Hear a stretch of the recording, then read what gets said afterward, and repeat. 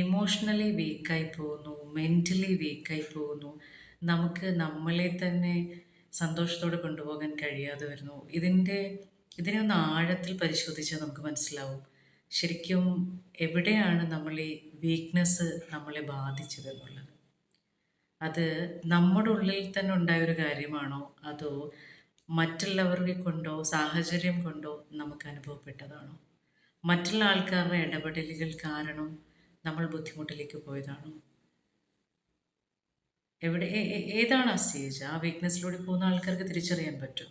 അപ്പോൾ അവിടെയൊക്കെ ഇമ്പോർട്ടൻ്റ് ആണ്.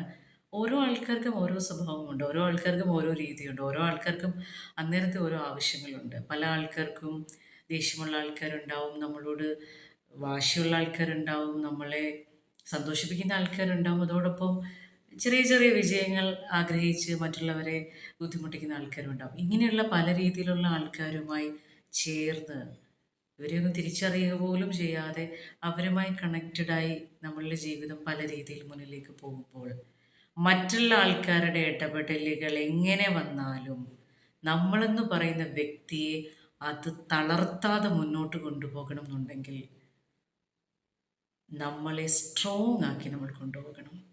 ഇമോഷണലി ആൻഡ് മെൻ്റലി സ്ട്രോങ് ആയിട്ടുള്ളൊരു വ്യക്തിത്വമായി നമ്മളെ വളർത്തിയെടുക്കണം.